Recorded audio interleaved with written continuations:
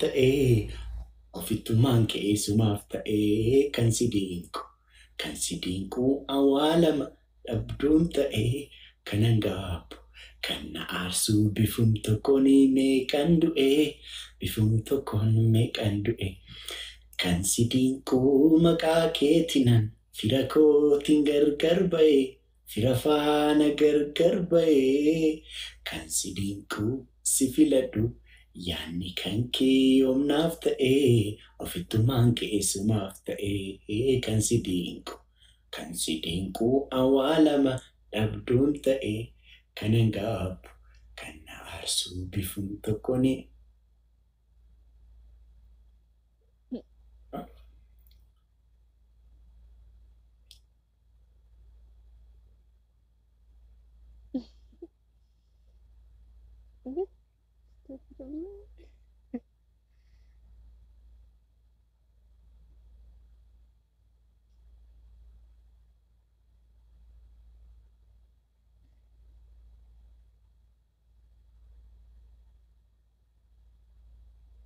Maalidhaa?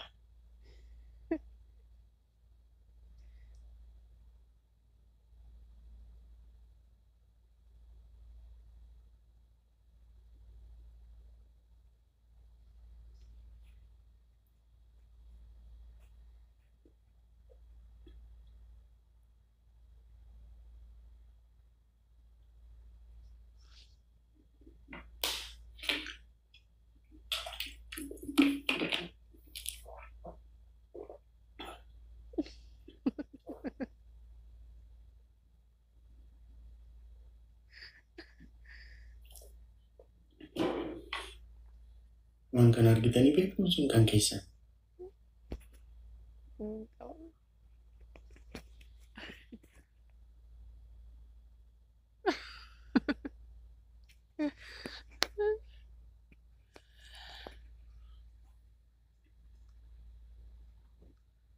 Killee lukkuutti.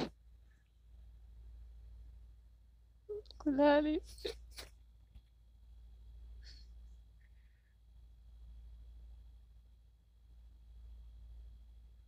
Killee lukkuutti achuun rakkatee dhiise.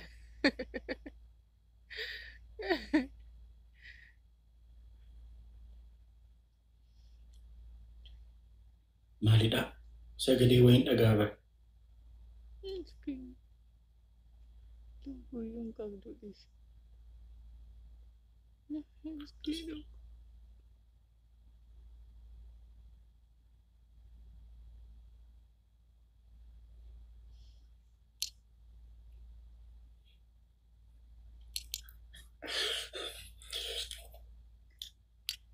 Kan si dinqu maqaa keetinan fira kootiin gargar ba'e.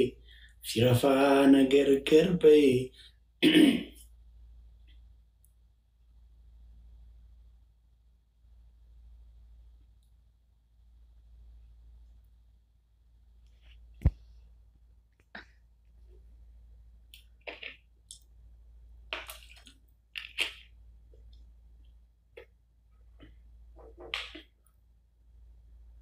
Vocal jedhe.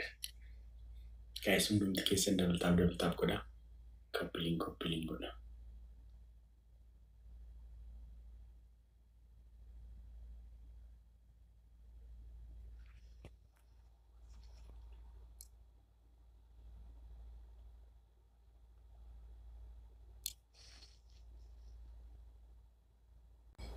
Welcome Oromo. Gadaan quufa gabbina. Fuunaan dhaqa.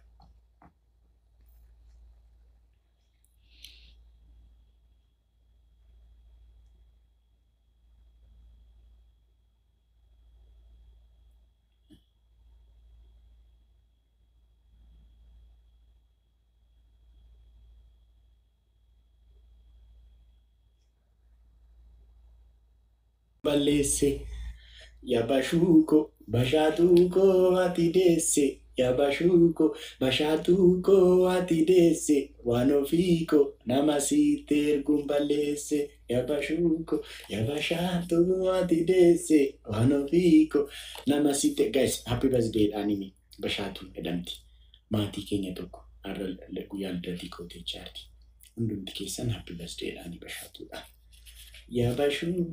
Yabashaatu ati deesse waan ofiiko nama sitti ergu balleesse.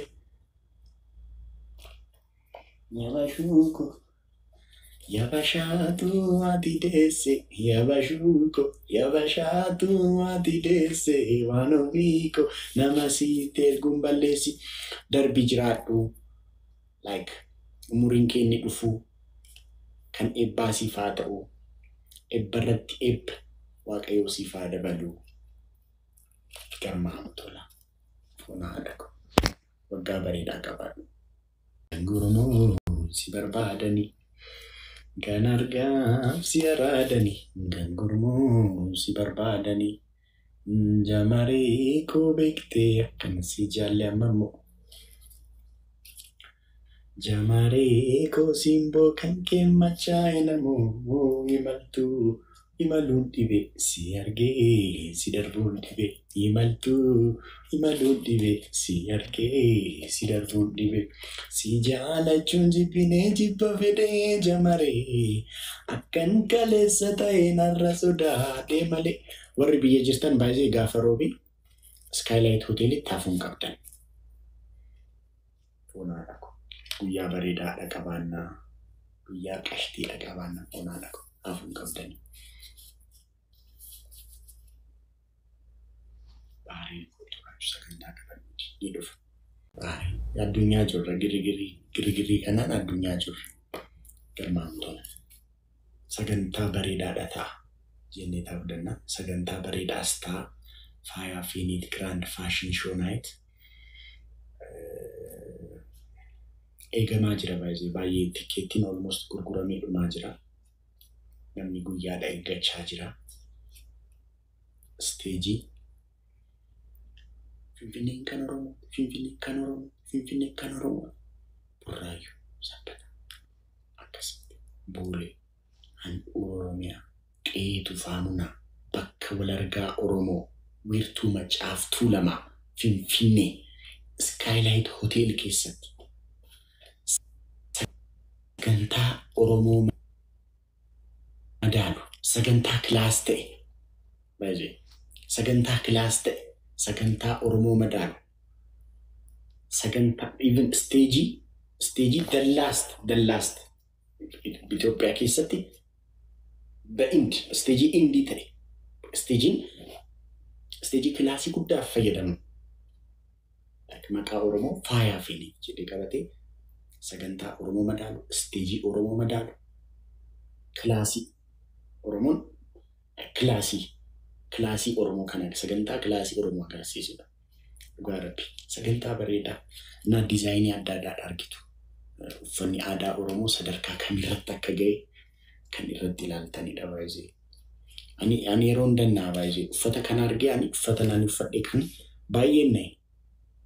Dhugaa rabbi uffanni aadaa Oromoo akkasitti guyyaa kamuu akka uffatamu godhamee yeroo hojjetamu normal day amma boru whether it is Sanyo or Maksanyoo iddoo hojiitti uffata aadaa Oromoo uffattee deemta taanaan this is something bakka intaniin kana caalu jiru baay'ee addaint qaroominni aadaa ofii guddistee alagaa influence gootee aadaa kee akka influence ta'e aadaa kee experience gochuudha qaroominni baay'ee adda indi qaroominni isa caalu sun jiru. So uffanni aadaa Oromoo kilaasii kanaan eessarra akka ga'e argitu guyyaa sana dhugaa rabbi. Namoonni baay'ee yeroo dhuftan you will go baay'ee surprise taatu like uffanni aadaa Oromoo ati deesse Rachuko Rachieko ati deesse yaa Oromiyaa ko dhugaa rabbi. Na sagantaa sana moo yoon danda'e guyyaa sana live TikTok kootiin live isiniif dabarsashi warra biyya alaa jirtan Oromiyaa I am coming to Ethiopia invite me. Dhugaa ganni this week dhufta amma roobitti dhufta taanaan here we go you will have one ticket from me ani invite si godha ndoom VIP siif kenna yoo dhugaa dhufta ta'e dhugaa rabbi emirreema.